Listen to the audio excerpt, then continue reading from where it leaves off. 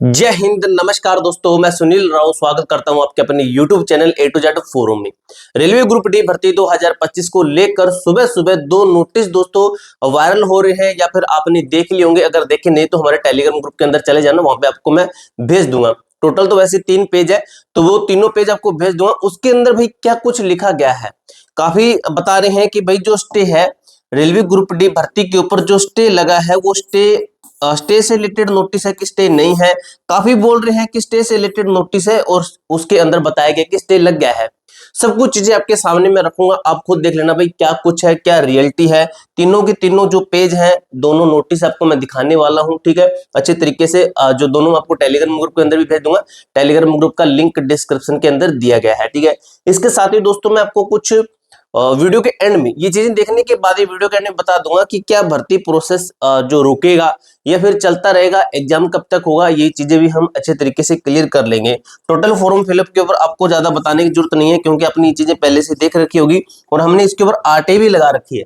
Total form fill up और exam date को लेकर हमने आरटी लगा रखी है। और तीसरा क्वेश्चन हमने ये भी पूछ रखा है कि इसकी वैकेंसी है बढ़ेगी या फिर नहीं, यानी कि रेलवे ग्रुप डी के लेवल 1 पदों के ऊपर अभी तक कुल कितने पद वैकेंट पड़े हैं, ठीक है। अगर इनका रिप्लाई आएगा तो मैं आपको एक वीडियो के माध्यम से क्लियर कर दूंगा, ठीक है। सबसे पहले हम नोटिस को देख लेते हैं, वीडियो को लाइक कर देना, चैनल को सब्सक्राइब कर लेना, ठीक है।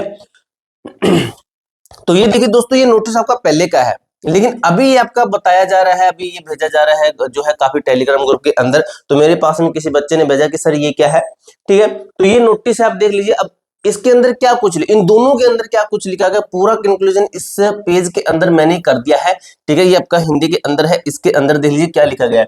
यह दस्तावेज एक न्यायिक आदेश, अभी थोड़ी वीडियो लंबी होगी लेकिन आपको एक एक स्टेप क्लियर होगा अच्छे तरीके से। जो भर्ती विज्ञापन और न्यूनतम शैक्षणिक योग्यता को लेकर सुनवाई से संबंधित है, इसमें रेलवे बोर्ड द्वारा लेवल 1 पदों के लिए न्यूनतम योग्यता 10वीं पास या आईटीआई एनएसी एनसीवीटी से मान्यता प्राप्त को लेकर एक पुराने पत्र का उल्लेख किया गया है। कि पुराना पत्र है उसके बारे में बताया गया है, आपको भी पता होगा। रेलवे बोर्ड का पुराना आदेश क्या था, जो कि 14/6/2019 बताता है कि लेवल 1 की सभी भर्तियों के लिए न्यूनतम शैक्षणिक योग्यता 10वीं पास आईटी या एनएससी होगा। यानी कि इसका मतलब ये हुआ, इस पॉइंट को पढ़ने के बाद ये हुआ कि वो नोटिस है वो अभी के नहीं है, वो नोटिस पहले के है। लेकिन आपको आगे जो नोटिस दिखाऊंगा उससे आपको और न्यूज मिलेगी अच्छी। सीईएन नंबर आपका क्या है, विज्ञापन 28 दिसंबर 2024 को जारी हुआ था। याचिका में सवाल उठाया गया है कि क्या विज्ञापन के बाद आईटी एनएससी योग्यता न रखने वाले 10वीं पास उम्मीदवारों को शामिल करना वैध है, कि जो क्वालिफिकेशन ये रख दी गई बाद में इन बच्चों को शामिल करना कि ये अवैध है या फिर नहीं है, ठीक है। इसके लिए सुप्रीम कोर्ट के फैसले जो कि कौन सा है आपका, तेज प्रकाश वाला है, ठीक है, तेज प्रकाश पाठक वाला है, को संवर्धित किया गया है कि बाद में आप क्वालिफिकेशन चेंज नहीं कर सकते हो, ठीक है। इससे रिलेटेड था। आगे क्या कुछ लिखा गया उसको भी हम देख लेते हैं। कोर्ट ने नोटिस जारी किया कि और अगली सुनवाई कब होगी, 28 मार्च 2025 को तय की गई, जो कि हमारी हुई थी, ठीक है। उससे पहले 22 मार्च को रेलवे को कहा गया कि आप जो है कोर्ट के समक्ष अपने जो फैसला वो सुनवाइए, तब तक कोई भर्ती प्रक्रिया नहीं चलेगी। ये देख लीजिए क्या लिखा, तब तक भर्ती प्रक्रिया नहीं चलेगी। इसके अंदर लिख दिया क्लियर इन्होंने कि तब तक कब तक है, मतलब ये है 22 मार्च तक बोला गया है।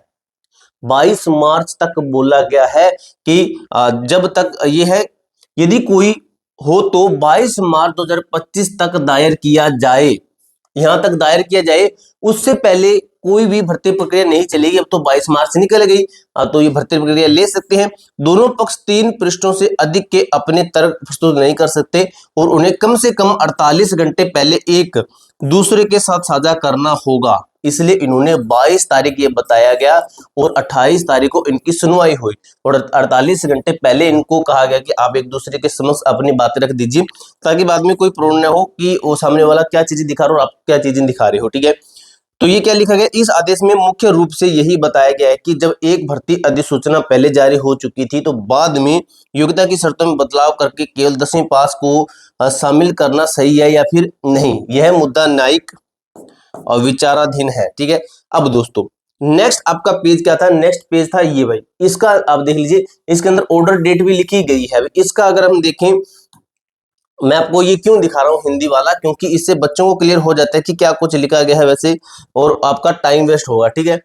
अब इसके अंदर देखिए क्या लिखा गया, दिल्ली उच्च न्यायालय नई दिल्ली ठीक है, मामला संख्या ये वगैरह लिखा गया है, ये आपका भाई उसका है, ये हाई कोर्ट का है। ठीक है, भारत सरकार एवं अन्य माननीय श्री न्यायमूर्ति श्री हरिशंकर वी हरिशंकर थे। ठीक है, उसके अंदर ये लिखा गया श्री R V सिन्हा पक्ष के वकील ने आज उपस्थिति दर्ज करवाई। उन्होंने 2 जनवरी 2025 को रेलवे बोर्ड द्वारा जारी एक परिपत्र ठीक है की ओर ध्यान आकर्षित किया, जिसे न्यायालय को उचित साझा कि इसे यथावत प्रस्तुत किया जाए। नीचे देख लेते हैं क्या कुछ लिखा गया है। ठीक है,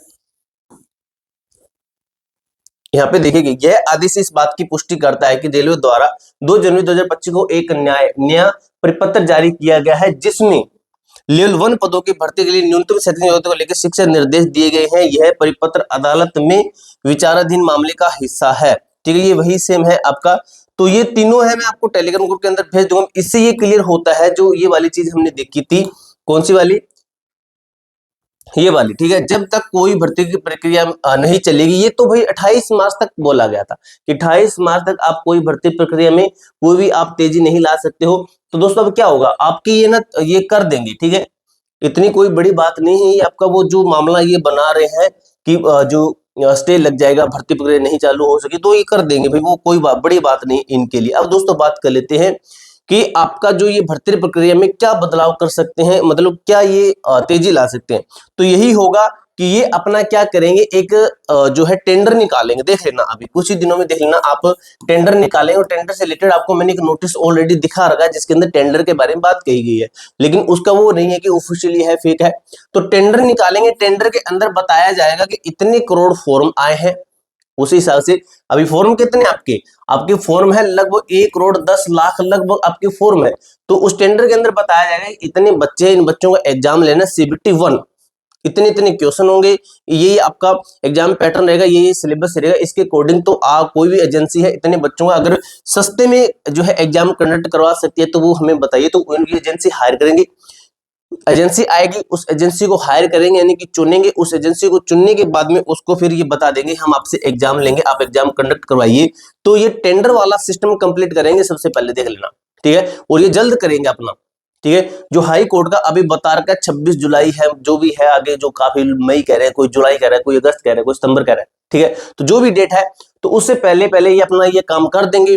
जब दोस्तों अगर ये काम कर देते हैं, तो इसका मतलब ये होगा कि ये भाई आगे आने वाली भर्ती के अंदर IIT कर दे, या फिर ये वाली भर्ती इसके अंदर फिर कुछ भी चेंज नहीं करने देंगे, क्योंकि ऑलरेडी ये अपना टेंडर वगैरह सिस्टम ये ऑलरेडी कर चुके होंगे। अगर टेंडर का समान ये सिस्टम करते हैं, तो इसका मतलब ये होगा कि ये अपना जो है अपने के ऊपर कड़े रहेंगे। ठीक है, अड़े रहेंगे कि हम सिर्फ 10th ही रखेंगे। ऑलरेडी इन्होंने कितने फॉर्म भरवा लिए हैं, कितने फॉर्म भरवा लिए, आप खुद देख सकते हो।